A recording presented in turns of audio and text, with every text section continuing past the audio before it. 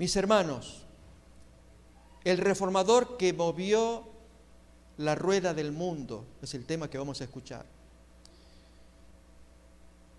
El centro de la historia y del mundo fue Jesús el Cristo, pero la forma en como mucha gente lo vio, lo miró, se ha distorsionado, e incluso lamentablemente se ha distorsionado aún entre aquellos sus llamados cristianos.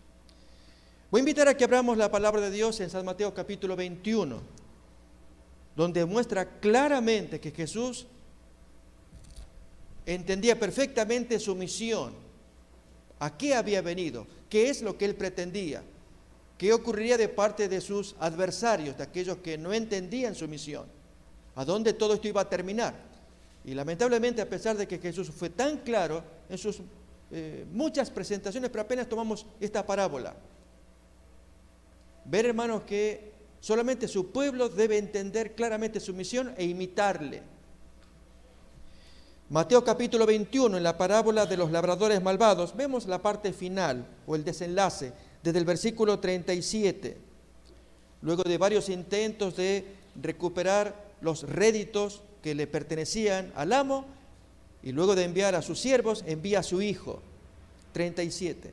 Finalmente les envió su hijo diciendo: tendrán respeto a mi hijo. Mas los labradores, cuando vieron al hijo, dijeron entre sí: este es el heredero, venid, matémosle y apoderémonos de su heredad. Y tomándole, le echaron fuera de la viña y lo mataron. Cuando venga pues el señor de la viña, el dueño, ¿qué hará a aquellos labradores? Y ellos responden, ignorando que esa respuesta los iba a autocondenar. A los malos destruirá sin misericordia y arrendará su viña a otros labradores para que le paguen el fruto a su tiempo. Y Jesús entonces les dice a esa gente que oían la parábola y se estaban autocondenando: ¿nunca leísteis en la Biblia la piedra que desecharon los edificadores ha venido a ser cabeza principal del ángulo?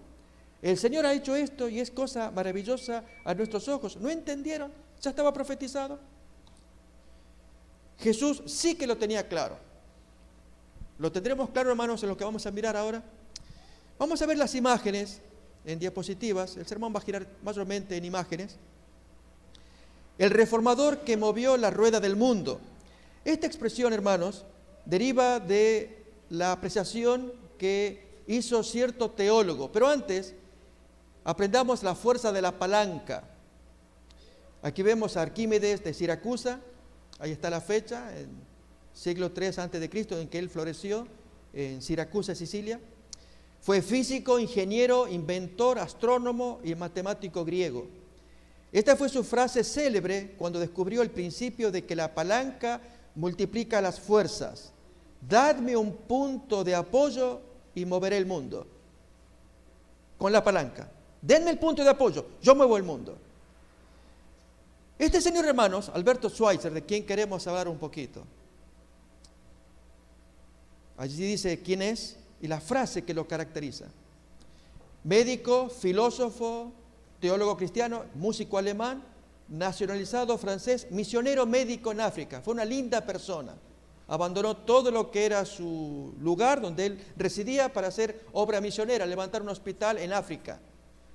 Premio Nobel de la Paz en consecuencia en 1952. Él publicó varios libros acerca de Jesús. Uno de ellos se llama El secreto mesiánico del Jesús histórico. Y él argumenta basado en Mateo 16. Les invito, hermanos, a que busquemos antes de ver la cita que nos va a provocar. Mateo capítulo 16. Luego de decirles a sus discípulos la misión que él tenía de levantar la iglesia con esa frase tan profunda que Pedro, por revelación del Espíritu Santo, había dado: tú eres el Cristo. Y Jesús, que le responde, 18, Mateo 16, 18, y yo te digo que tú eres Pedro, y sobre esta roca, lo que acabas de decir, que tú eres el Cristo, edificaré mi iglesia, y las puertas del infierno no prevalecerán contra ella. Y te daré las llaves del reino de los cielos, y todo lo que ates en la tierra será atado en los cielos, y todo lo que desates en la tierra será desatado en los cielos. frase que luego amplía a todos sus discípulos en el capítulo 18. Pero lo que viene es lo que importa. Entonces mandó a sus discípulos que a nadie dijesen que Él era el Cristo. No lo digan a nadie. Lo que Schweitzer llamó el secreto mesiánico. ¿Qué significa esto? Que Jesús no estaba seguro de su misión. Y por lo tanto, mientras se desarrollaban los hechos, Él iba a ver si convenía decir o no que Él era el Mesías, el cumplimiento de las profecías. Y mientras avanzaba, como no encontró eco en los fariseos ni en Pilato, entonces finalmente fue destruido y su secreto pereció. Miren cómo lo dice Schweitzer. Y por eso la expresión que hemos usado, el reformador que mueve el mundo. Leemos acá. Todo está tranquilo y sigue su curso normal. De improviso aparece el Bautista anunciando: haced penitencia o arrepentimiento. El reino de Dios se está aproximando. Al poco tiempo llega Jesús, el anunciado Hijo del Hombre, perfectamente consciente de su misión, toma en sus manos la rueda del mundo, la pone en movimiento e intenta darle un último giro para orientar la historia rumbo al fin del mundo. La rueda se resiste y él queda aprisionado entre sus radios, como la rueda de una bicicleta. Un movimiento más de retroceso acaba por dejarlo triturado. Venía anunciando la escatología y no ha hecho sino destruirla. Se acabó. La rueda del mundo sigue dando vueltas, llevando todavía prendidos en sus radios los jirones del único hombre que hubiera podido ser capaz de constituirse en rector espiritual de la humanidad y de dominar la historia.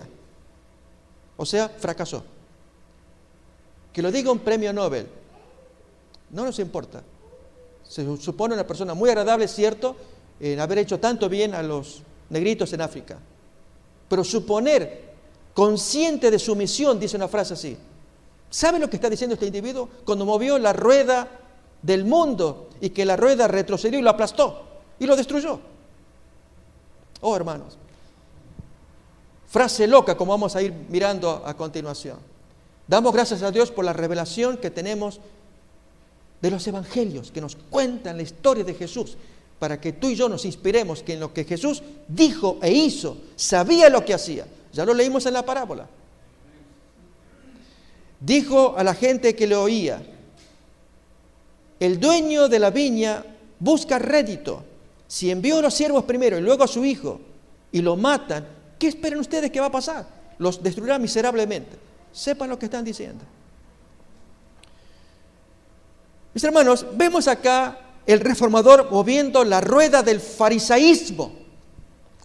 Y lo que vamos a escuchar que sirva como modelo para los reformadores modernos, que este año vamos a ser desafiados con algo que vamos a escuchar al final. Miramos acá la imagen, mis hermanos. Ustedes noten la expresión del fariseo lavándose las manos. Porque el texto bíblico cuenta lo siguiente, en el Evangelio de Lucas. Cuando terminó de hablar, un fariseo le rogó que comiera con él y Jesús entró y se sentó a la mesa. Cuando el fariseo vio esto, se sorprendió de que Jesús no se hubiera lavado primero antes de comer, según el ritual judío. Agrega la Biblia de las Américas, que es la traducción que estoy tomando. Un agregado del editor, para entender más claramente el texto. Pero el Señor le dice a este sorprendido fariseo que no se estaba lavando las manos: ahora bien, vosotros los fariseos limpiáis lo de fuera del vaso y del plato, pero por dentro estáis llenos de robo y de maldad.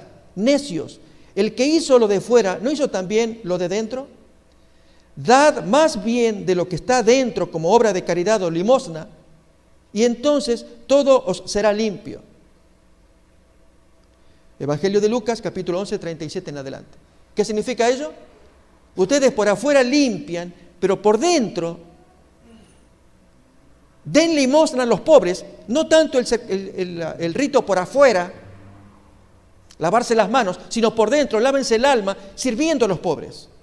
Y entonces va a quedar limpio. Fue lo que Jesús quiso decir. Pero hermanos, esto de mover la rueda del farisaísmo y el punto de apoyo que Jesús va a utilizar y en qué consiste esa rueda es lo que vamos a investigar. Miremos aquí a Mateo reportando el problema. El texto dice así: se acercaron a Jesús ciertos escribas y fariseos de Jerusalén diciendo: ¿por qué tus discípulos quebrantan la tradición de los ancianos? ¿Por qué no se lavan las manos cuando comen? Mateo escribe muy sucintamente, no da los detalles que vamos a mirar, porque escribe a lectores judíos y ellos no necesitan el detalle. En cambio, Marcos sí va a contar detalles, porque escribe a gentiles, a nosotros.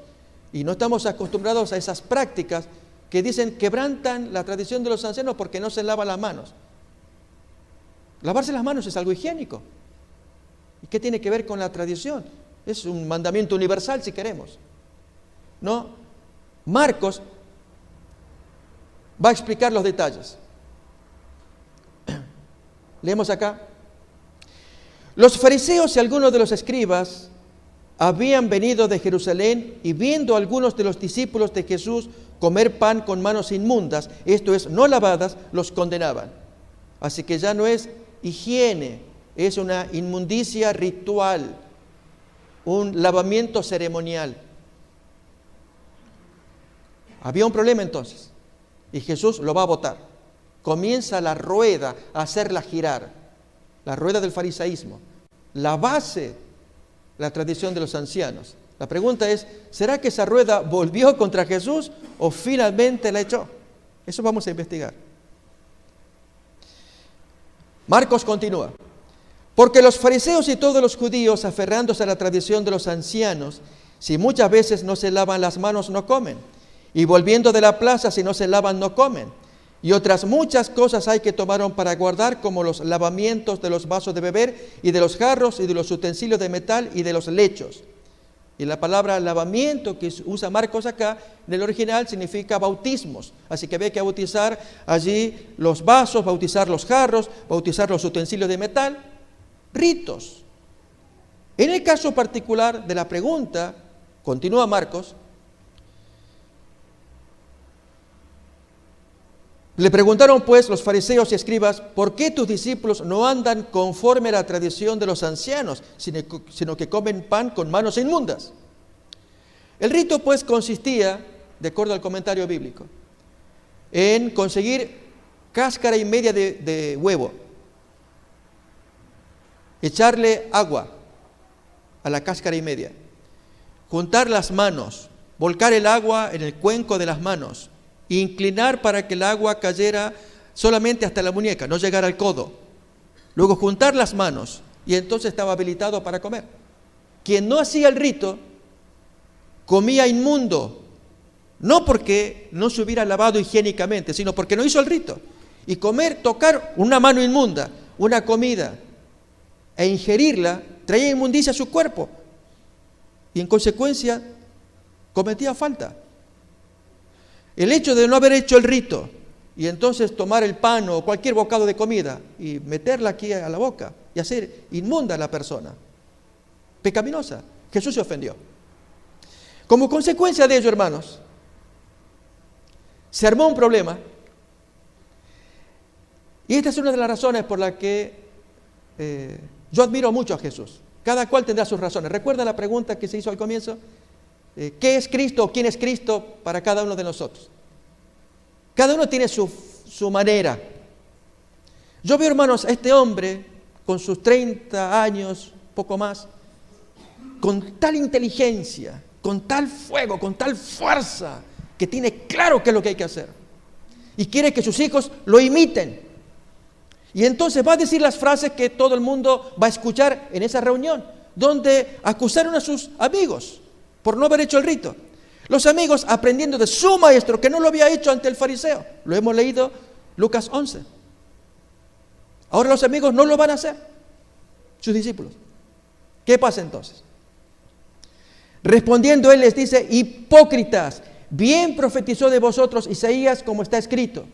Este pueblo de labios me honra, mas su corazón está lejos de mí. Pues en vano me honran enseñando como doctrinas mandamientos de hombres. Porque dejando el mandamiento de Dios os aferráis a la tradición de los hombres, los lavamientos de los jarros, de los vasos de beber, y hacéis otras muchas cosas semejantes. Y esa expresión subrayo, hermanos, porque vamos a ver uno de esos ejemplos. en la vida de Jesús, donde Él desafía y hace mover la rueda para que se estrelle. No que la rueda lo aplasta a Él, como entendió este premio Nobel. Les decía también, bien invalidáis el mandamiento de Dios para guardar vuestra tradición. Y luego los reúne a todos. Oídme todos y entended. Nada hay fuera del hombre que entre en él que le pueda contaminar. Pero lo que sale de él, eso es lo que contamina al hombre. Si alguno tiene oídos para oír, oiga. Así, hermanos, a continuación del texto, los discípulos se le acercan y le dicen, maestro, tú sabes que los fariseos se ofendieron con esta palabra. Y Jesús le dice, toda planta que no fue plantada por mi Padre será desarraigada. Dejadlos. Son ciegos, guías de ciegos, y ambos van al hoyo. Jesús sabía lo que decía, hermanos. Sabía lo que quería también. Entonces, lo que vamos a mirar, hermanos, es en qué consiste la tradición de los ancianos. Es esa rueda que hizo tanto daño al judaísmo y hasta el día de hoy.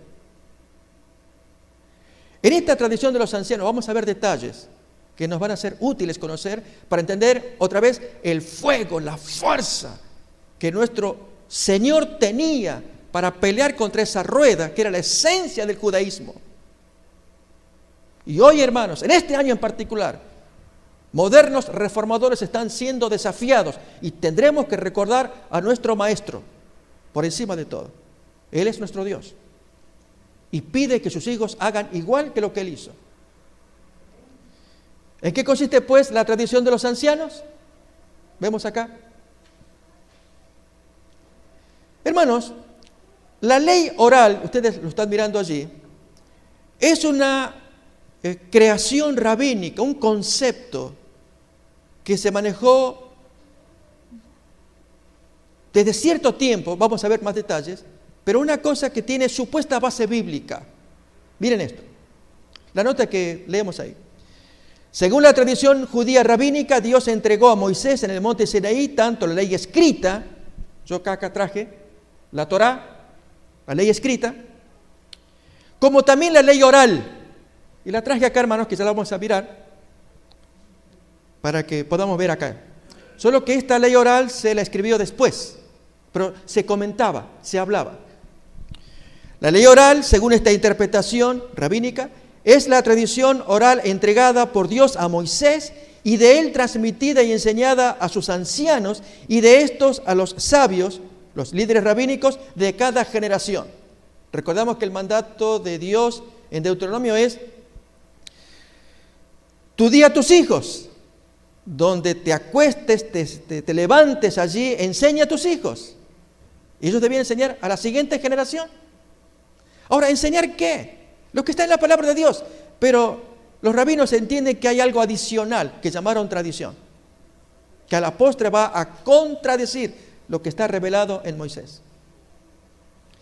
Durante siglos, la Torá, es decir, los 5 libros de Moisés, apareció solo como un texto escrito transmitido en paralelo con la tradición oral. Temiendo que las tradiciones orales pudieran ser olvidadas, el rabino Judá el príncipe, ahí está el año en que floreció ese hombre, emprendió la misión de consolidar las diversas opiniones en un cuerpo de ley que se conoció como Mishnah. Él lo hizo en el año 189 después de Cristo. Ahí se puso por escrito todo aquello que Jesús tuvo que contrariar y contradecir. El ejemplo de lavarse las manos y muchas otras cosas semejantes. La Mishnah consiste en 63 tratados que codifican la ley judía, que son la base del Talmud. El Talmud, pues, es la antología judía que tiene 2 partes, Mishnah y Gemara. Esta es la tradición oral que comenta el texto bíblico, y la Gemara es la tradición que comenta la Mishnah. Esto es de más valor. Fijémonos en la supuesta historia, hermanos. Moisés y los 70 ancianos. El texto ahí nos cuenta, en Éxodo capítulo 24. Dijo Jehová a Moisés: sube ante Jehová tú y Aarón, Nadab y Abiú, los 2 hijos mayores de Aarón, y 70 de los ancianos de Israel, y os inclinaréis desde lejos. Pero Moisés solo se acercará a Jehová, y ellos no se acerquen, ni suba el pueblo con él. Y subieron Moisés y Aarón, Nadab y Abiú, y 70 de los ancianos de Israel. Mas no extendió su mano sobre los príncipes de los hijos de Israel, y vieron a Dios y comieron y bebieron. Entonces Jehová dijo a Moisés: sube a mí al monte y espera allí, te daré las tablas de piedra y la ley y mandamientos que he escrito para enseñarles. La ley escrita. Pero en el tiempo de Jesús se manejaba que también la ley oral. ¿De dónde salió eso? Miremos. Samuel y la escuela de los profetas. Miremos el texto bíblico. Entonces Saúl envió mensajeros para que trajeran a David, los cuales vieron una compañía de profetas que profetizaban, y a Samuel que estaba allí y los presidía. De hecho, Elena White en el libro Profetas y Reyes tiene un capítulo dedicado a Samuel y la escuela de los profetas. Así que existe tal cosa que Samuel presidía a los profetas. Pero la pregunta que uno se hace es, ¿y es que se estaba transmitiendo allí una Biblia paralela a la Biblia escrita? Ya que hablamos de profetas, miremos ahora a Eliseo y los hijos de los profetas que tenemos acá. Los textos bíblicos. Viéndole los hijos de los profetas que estaban en Jericó, al otro lado, dijeron: el espíritu de Elías reposó sobre Eliseo, y vinieron a recibirle y se postraron delante de él. Eliseo volvió a Gilgal cuando había una gran hambre en la tierra, y los hijos de los profetas estaban con él, por lo que dijo a su criado: pon una olla grande y haz potaje para los hijos de los profetas. Los hijos de los profetas dijeron a Eliseo: he aquí el lugar en que moramos contigo nos es estrecho. Ahí pedían ampliarlo para poder vivir más cómodos. Vamos ahora al Jordán y tomemos de allí cada uno una viga y hagamos allí lugar en que habitemos. Y él dijo, Eliseo: andad. Y allí en las imágenes se ve cuando él esparce harina y hace potable el agua que estaba envenenada. O hace arrancar un palo y el hacha que se había caído accidentalmente ahora flota por un palo. En fin, Eliseo que hizo milagros en favor de sus amigos, a los cuales él enseñaba. Pero la pregunta es, ¿qué? ¿Les transmitía también una Biblia paralela? ¿Se va entendiendo, hermanos, el concepto? Hay dos Biblias. La Biblia escrita,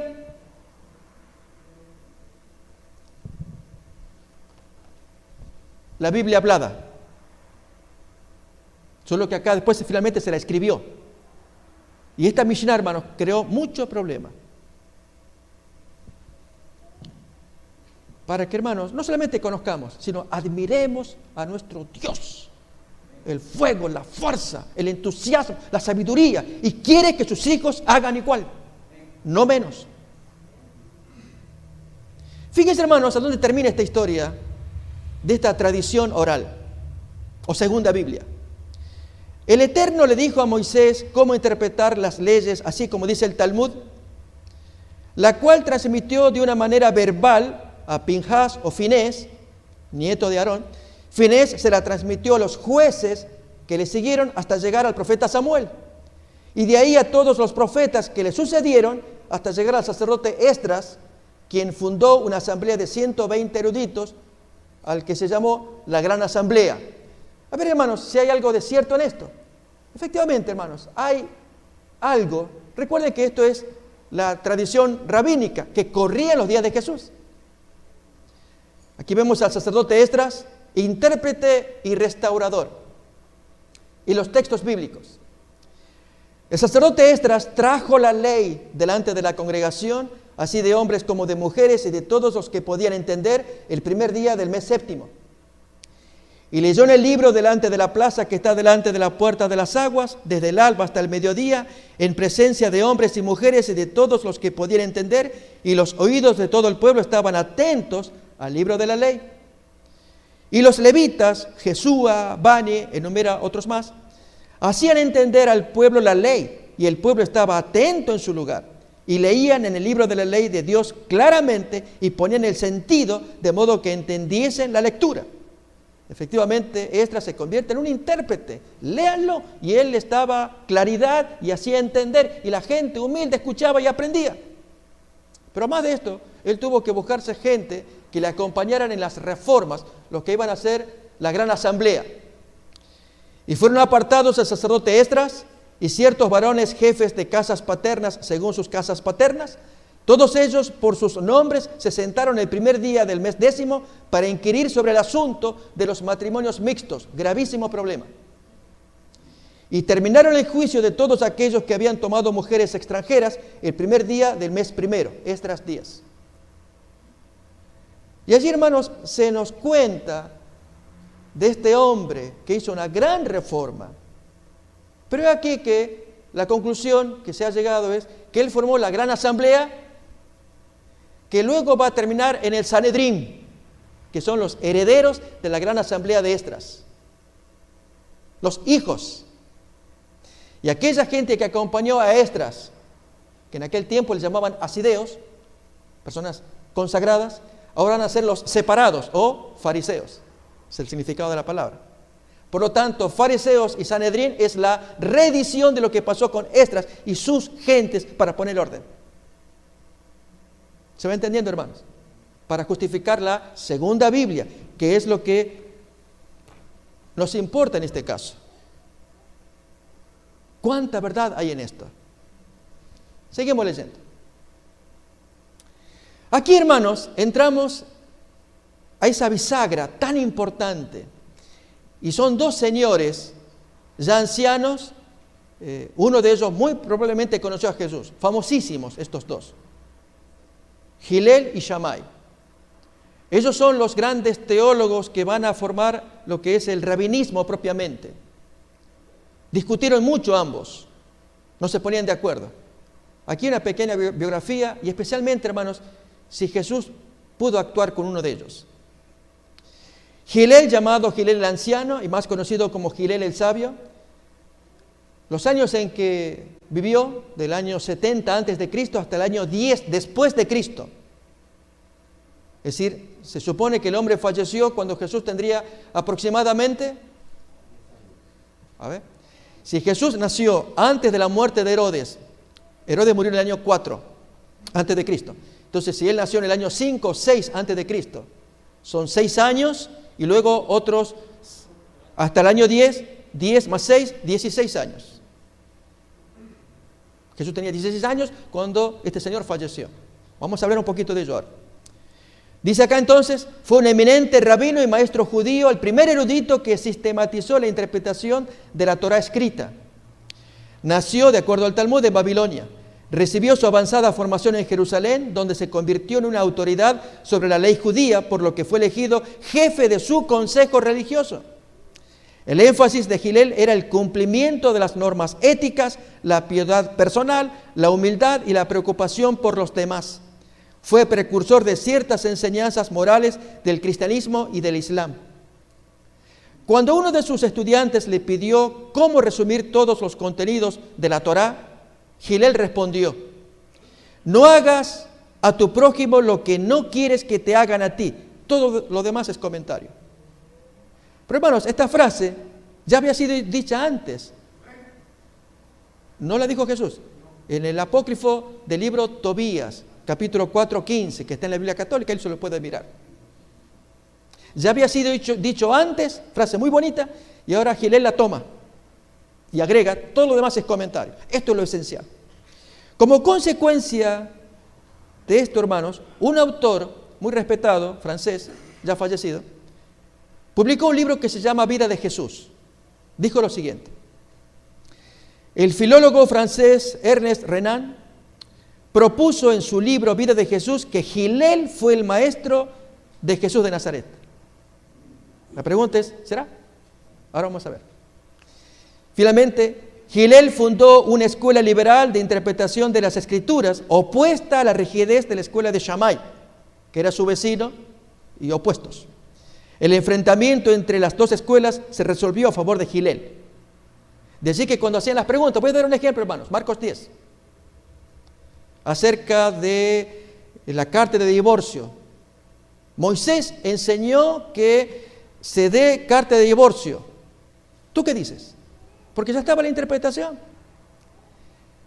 Hillel decía que la carta de divorcio se debía dar La cosa indecente es en la palabra clave, Deuteronomio capítulo 24, versículo 1.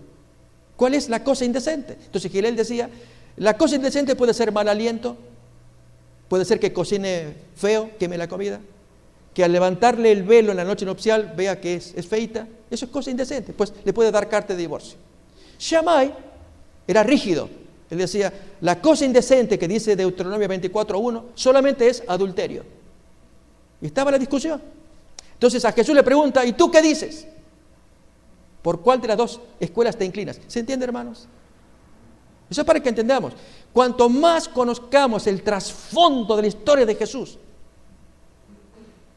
mejor entenderemos el Nuevo Testamento y más, hermanos, veremos a nuestro héroe para que lo amemos y lo imitemos. Para que nadie diga que hoy son tiempos difíciles. No, hermanos, los tiempos de Jesús fueron terribles. Y Él espera lo mismo de sus hijos por el poder que Él da con su Espíritu Santo. Fíjense, hermanos, leo a continuación la frase de este señor Renan. Está sugestiva, pero vamos a leer una frase superior en un momento más. Leo acá. Por fortuna, para él, Jesús, tampoco estudió la extravagante escolástica que se enseñaba en Jerusalén y que muy pronto debía constituir el Talmud. Aunque algunos fariseos la habían introducido ya en Galilea, él no los frecuentó, opina este Renan, y cuando más tarde conoció aquella necia casuística, no le inspiró sino repugnancia. Puede suponerse, sin embargo, que los principios de Gilel no le fueron desconocidos a Jesús.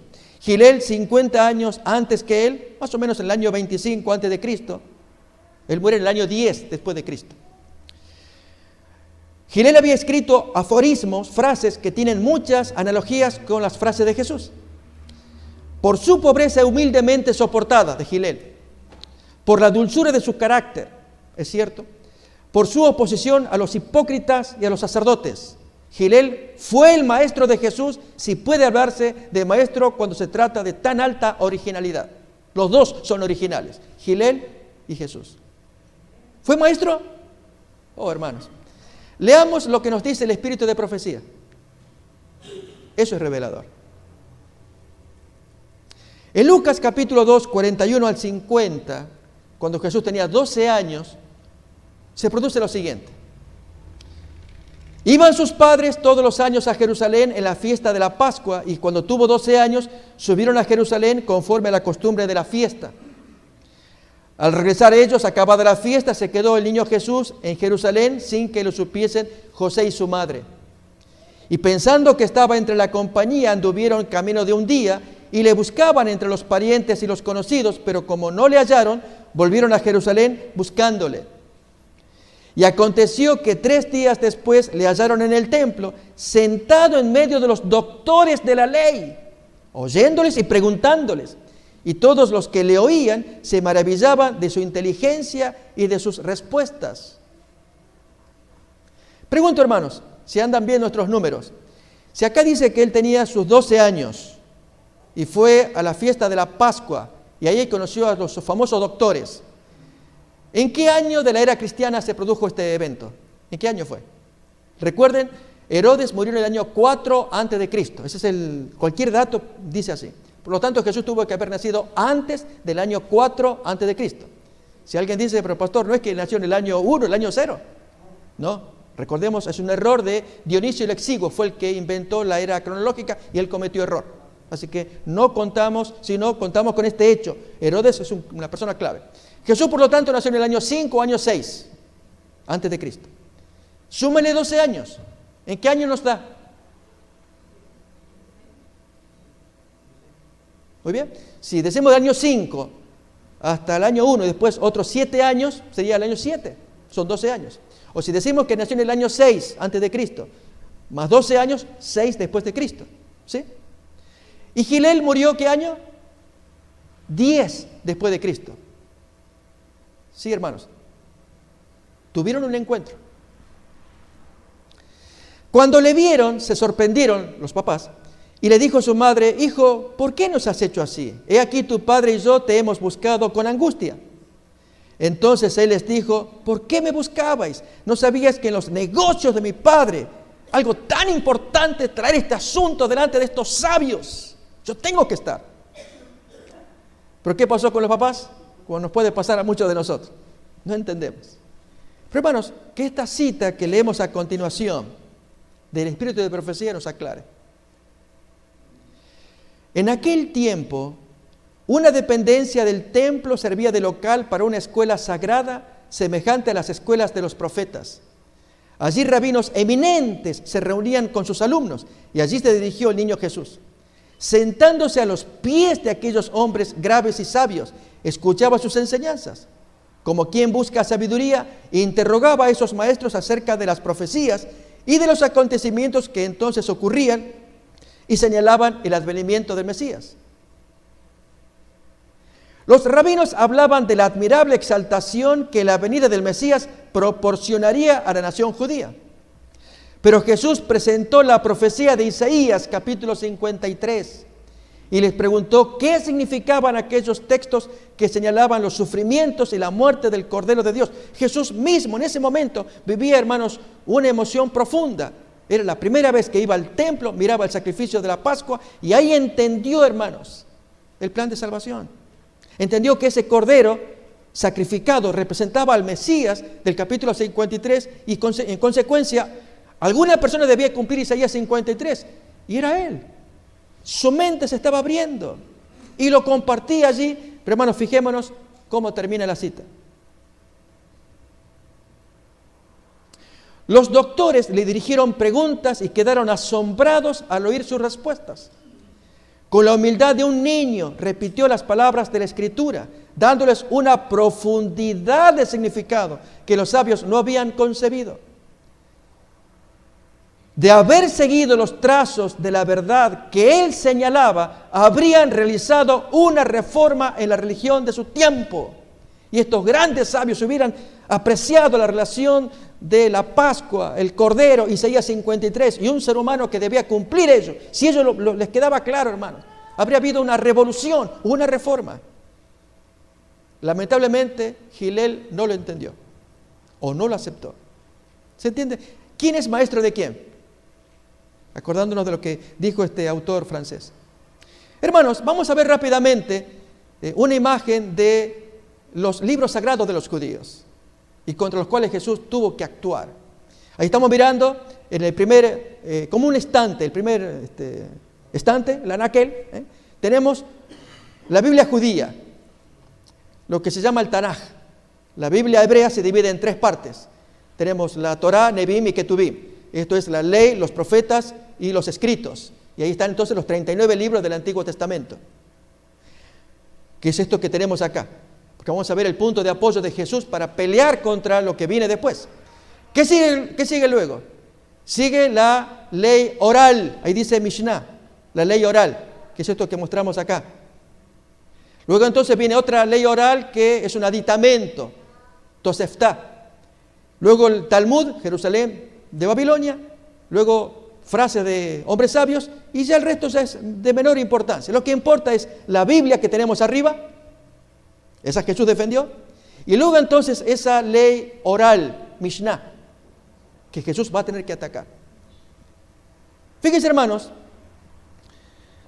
yo traigo esto para que otra vez sepamos en qué mundo se movió Jesús, para nuestro conocimiento, para que admiremos a nuestro Maestro, para que lo imitemos, para que apreciemos lo que se nos enseñó en los Evangelios, y especialmente una de las grandes reformas que Jesús hizo y que hasta el día de hoy está obscurecida en el mundo cristiano, la reforma del sábado. Miren acá, en el caso de la Mishnah, cómo se divide. Se divide en 6 órdenes, que son semillas, festivales, mujeres, daños, cosas sagradas y purificaciones. Y cómo se distribuyen los 63 tratados en cada orden. Y luego entonces abajo tenemos el tema principal de cada división. En el caso de las semillas trata de agricultura, contiene 11 tratados. En el caso de los festivales habla del sábado y días sagrados. Las mujeres, hay un orden que se llama así, trata de matrimonio y divorcio. Otro tiene que ver con daños y perjuicios. Tiene que ver con leyes civiles y criminales. El quinto orden, las cosas sagradas, tienen que ver con los rituales del templo. Y el último orden, las purezas, tienen que ver con los rituales de purificación, donde ahí aparece este tema de lavarse las manos, rituales de purificación. Que a la hora de investigar, lógicamente, hermanos, no sé si gastar tiempo en investigar, lo que importa es ver a nuestro maestro desafiando esa rueda. Aquí, hermanos, un panorama general de todos los tratados que trae esa segunda Biblia. ¿Se va entendiendo, hermanos? Estamos hablando de dos Biblias. La Biblia escrita, la que Dios reveló, y esta que los judíos llamaron tradición de los ancianos, donde se va de boca en boca, comentando al punto que tiene semejante autoridad, como esta Biblia escrita, pero que Jesús denuncia que se oponen, como lo dice en Marcos 7. Si Moisés dijo, honra a tu padre y a tu madre, y el que maldiga al padre o madre muere irremisiblemente, vosotros decís, Corbán. ¿Y eso qué era? Era una frase que uno pronunciaba sobre alguna cosa, la hacía consagrada a Dios, y por lo tanto el papá que venía a pedir ayuda no podía tomar esa cosa, porque esa cosa estaba dedicada a la sinagoga y a los rabinos, dedicada a Dios.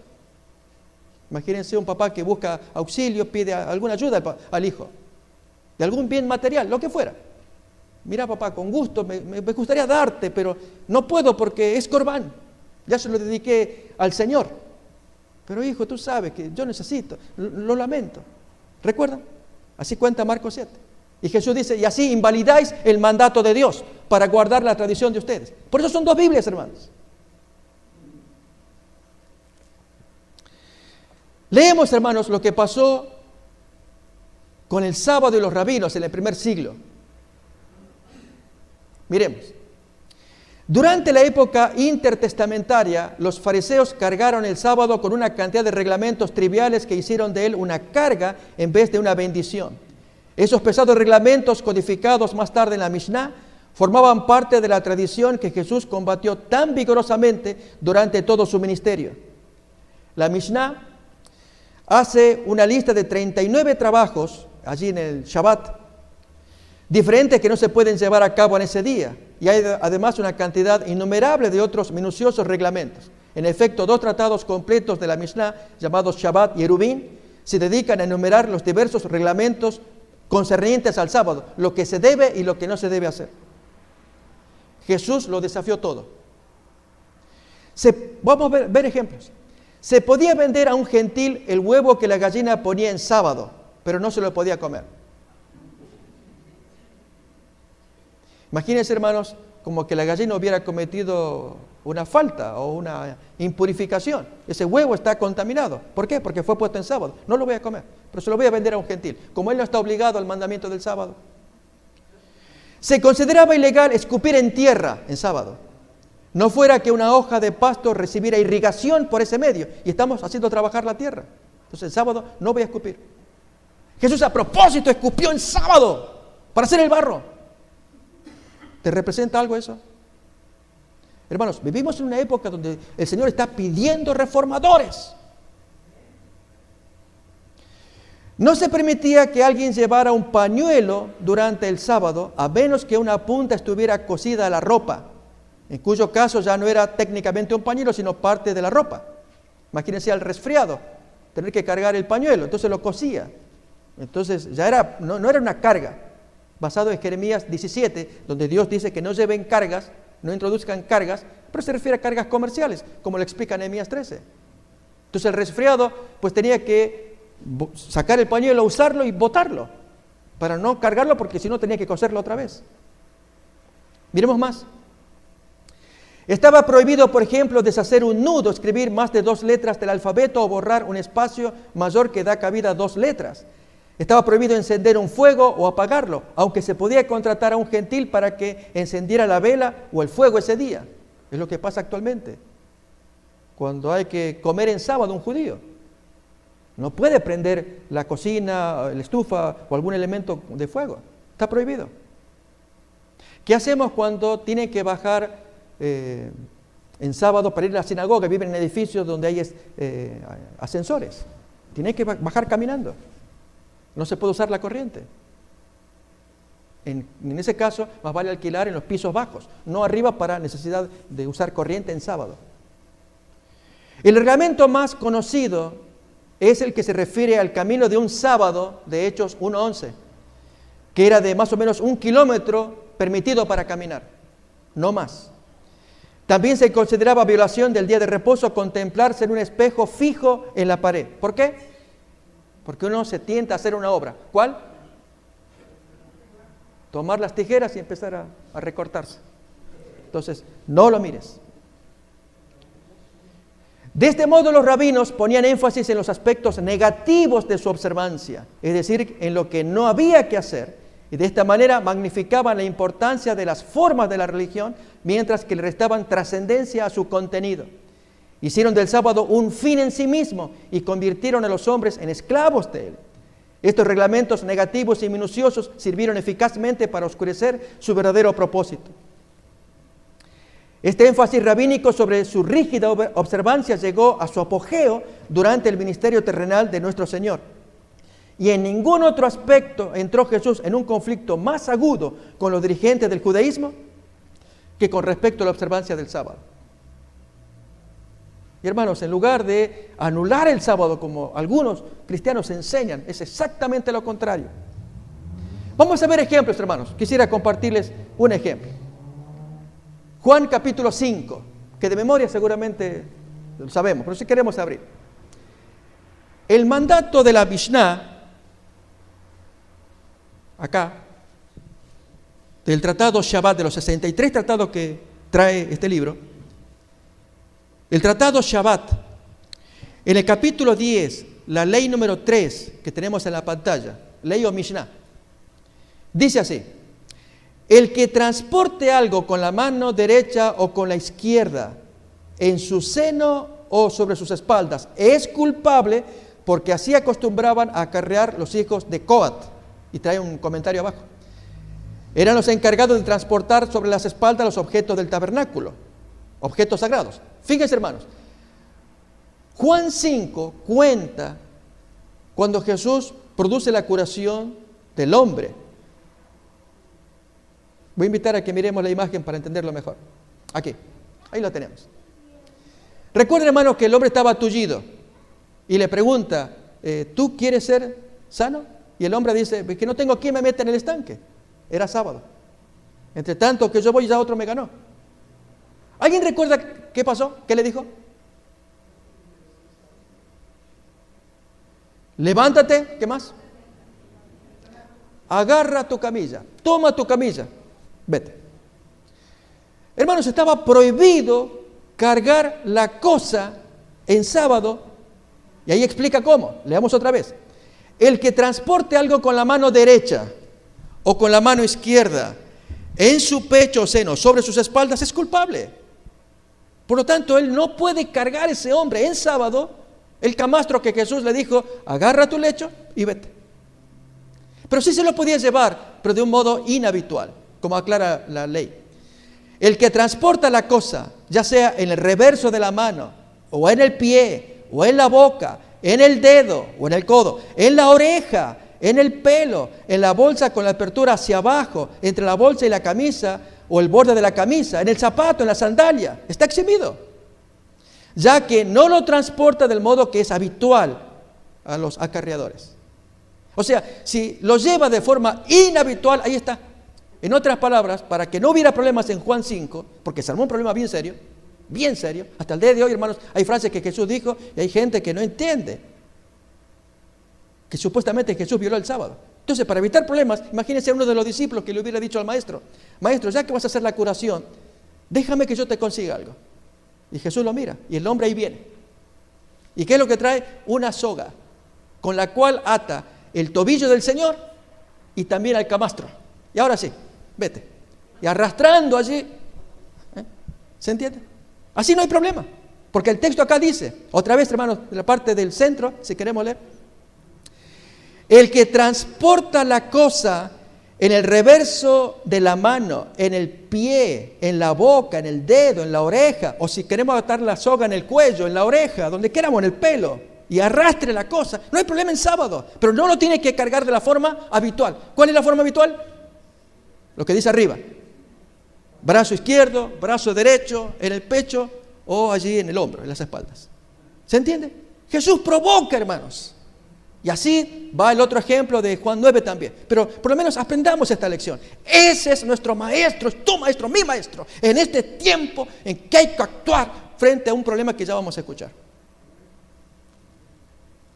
Acá tenemos las 39 leyes o prohibiciones hechas en sábado.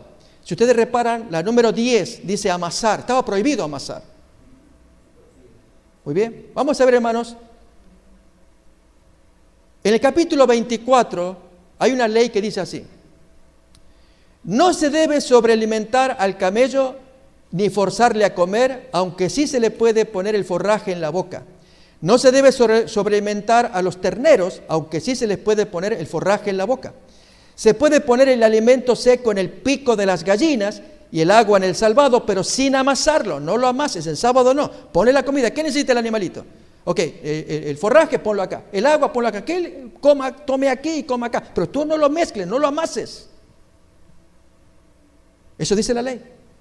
Y hermanos, Jesús a propósito va a derrumbar esa rueda del fariseísmo. Miremos qué pasó con el ciego. El hombre no veía. Miren el barro. Escupe, hace barro, lo amasa y en sábado.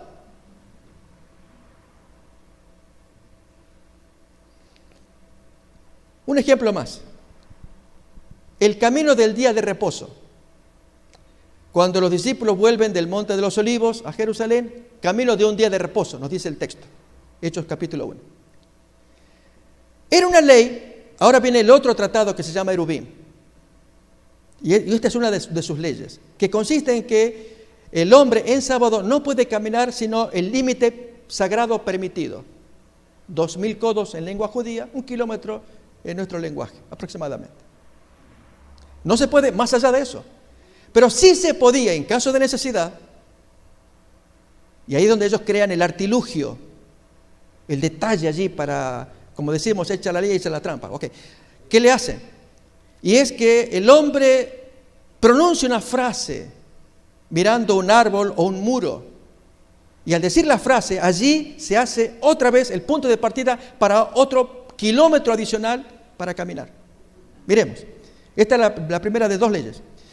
Si uno ha salido más allá de los límites del sábado con permiso y se le dice, ya se ha hecho la cosa, tiene 2000 codos, poco más de 1 kilómetro, en cualquier dirección.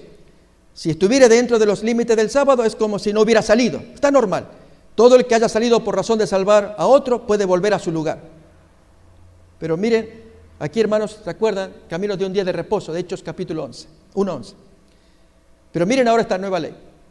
Si a uno le sorprende el anochecer en el camino y reconoce un árbol o un muro y dice, y lo que va a decir es imperfecto, el lugar de mi reposo está debajo de aquel, es como si no hubiera dicho nada. Él tiene que decir la frase, lugar de mi reposo, para que se comience a contar el nuevo kilómetro. Si dice, el lugar de mi reposo está en su raíz, en su base, ahí puede caminar desde el lugar en que se encuentra hasta la raíz de ese árbol, 2000 codos, y desde la raíz de ese árbol hasta su casa, otros 2000 codos. Resulta pues que camina después de haber anochecido 4000 codos, y está permitido, no cometió pecado. ¿Podríamos vivir así, hermanos? No podemos. Jesús no lo soportó, Él tuvo que actuar.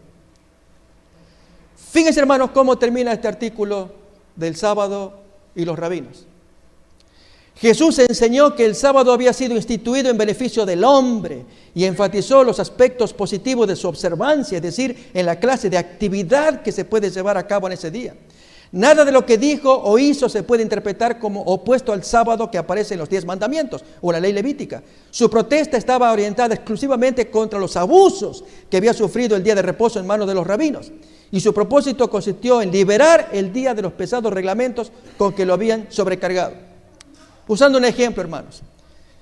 Si una mamá tiene su niño que lo puso a jugar, pequeñito, pienso en la hermana Yolanda, y allí está entonces Davidcito jugando.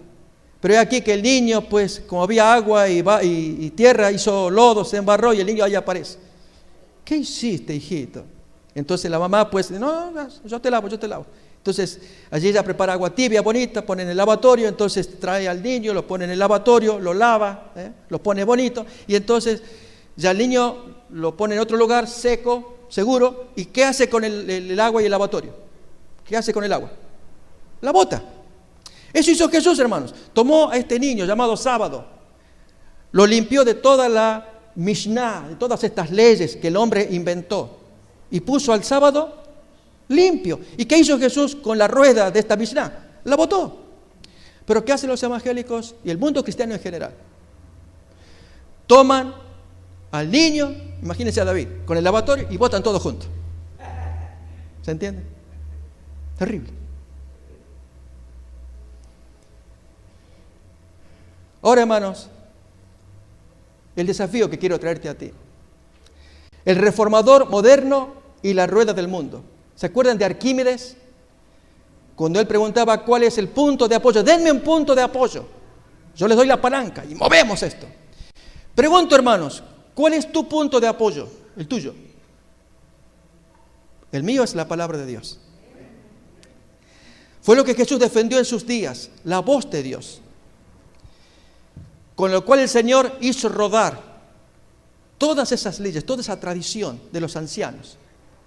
Solo que en este premio Nobel, Schweitzer entendió que la rueda volvía contra él. No, hermanos, esto va para allá. El texto nos dice: los tuyos edificarán las ruinas antiguas, los cimientos de generación y generación levantarás, y serás llamado reparador de brechas, restaurador de calzadas para habitar. Reparador de brechas. Tú sanas, restauras, reformas lo que el hombre ha hecho daño. Mis hermanos, el 31 de octubre de este año, ustedes saben, es un gran evento en el mundo ecuménico, cristiano, evangélico y católico, por el cual se quiere dar por terminado el protestantismo. No hay de qué protestar. Cuando Juan Pablo II vino acá a Estados Unidos, Schuller, quien era el predicador de la campana de cristal, de la gran catedral de cristal, él usó una frase de la emoción que tenía por haber invitado a este líder mundial, y su frase se hizo conocida: Padre, ¿qué tenemos que hacer para volver a casa? Pasaron años. Y hermanos, luego de tantas idas y venidas, se firman acuerdos aquí y allá, pero el 31 de octubre de este año, celebrando el 500 aniversario de lo que Lutero abrió, la brecha que él abrió y que ahora se intenta subsanar, firmando acuerdos, para que no haya más quejas ni protestas. Y los protestantes están dispuestos a firmar. De modo entonces que esa fecha se espera, terminó el protestantismo. Yo tengo acá unas pocas citas, si tenemos tiempo para leer. Muy bien, para repasar, hermanos, lo que Dios quiere que tengamos bien en claro, citas tomadas del conflicto de los siglos, para este tiempo, que así como Jesús hizo reforma en sus días, Él espera que tú hagas lo tuyo en tus días. Hermanos, no podemos claudicar, no podemos quedarnos parados, quietos, estáticos. Hay que actuar, demostrando estas cosas, lo que hizo nuestro Maestro, a quien tú y yo amamos. La cita dice así: los protestantes consideran hoy al romanismo con más favor que años atrás.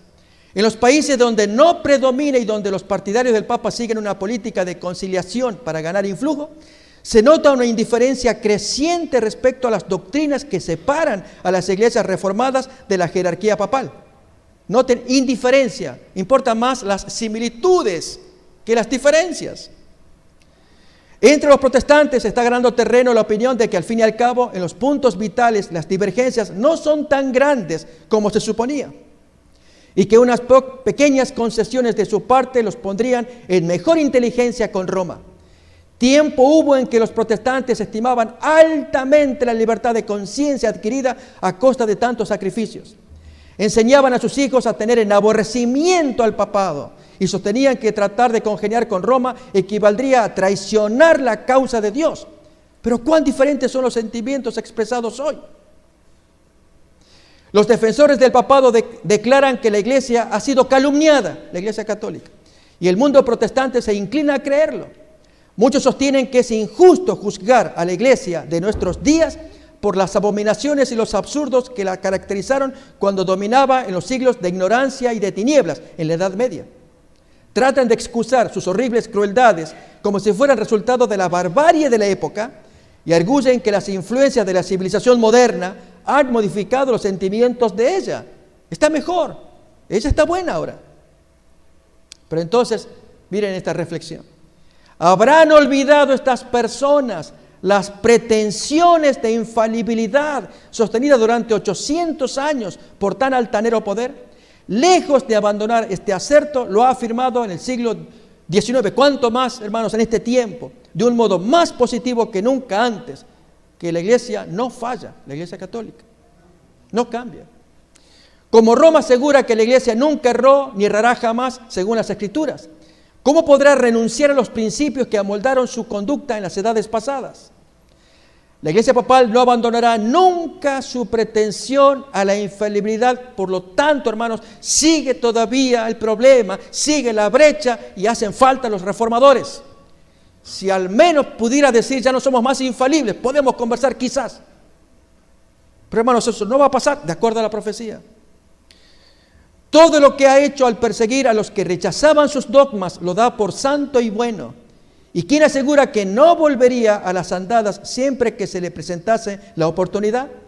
Deróguense las medidas restrictivas impuestas en la actualidad por los gobiernos civiles y déjesele a Roma que recupere su antiguo poder y se verán resucitar en el acto su tiranía y sus persecuciones, porque es infalible, según ellos.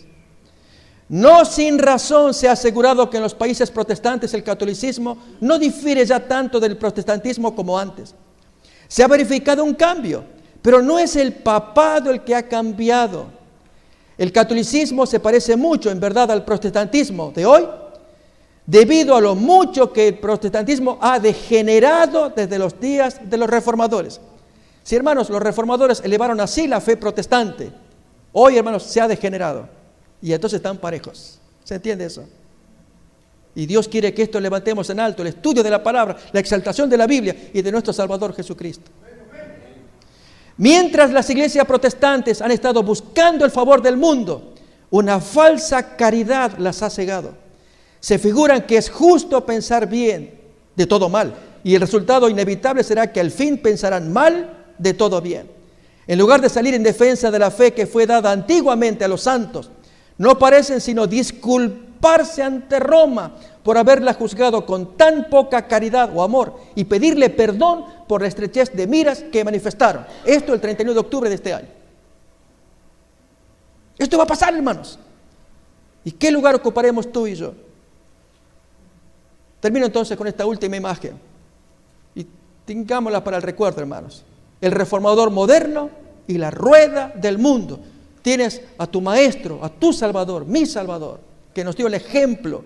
Está revelado en los evangelios, en la palabra de Dios. Él lo hizo, lo dio todo. Pero a diferencia de Schweitzer, que piensa que esa rueda lo aplastó y están los jirones ahí rodando. Sí, hermanos, fue aplastado porque la profecía decía que tenía que morir por nuestros pecados. Y por esa muerte y resurrección nosotros estamos vivos para anunciar una verdad. La verdad de la palabra, el mensaje de los ángeles, de los tres ángeles y especialmente el pronto retorno de Jesús. ¿Lo vamos a hacer, hermanos? Esta es la invitación que les hago. Seamos reformadores modernos, que hagamos rodar la rueda del mundo con un punto de apoyo. ¿Cuál es? Ahí, la imagen decía, ¿cuál es el punto de apoyo? La Biblia, la palabra de Dios. Así como lo hizo Jesús, hagámoslo nosotros. Tomemos nuestra Biblia, defendamos nuestras convicciones, exaltemos la palabra, exaltemos a Jesús. Jesús, que Dios haga después lo que Él tenga que hacer. Pero es la voluntad de Dios para nuestro tiempo. Que Dios nos bendiga. Amén.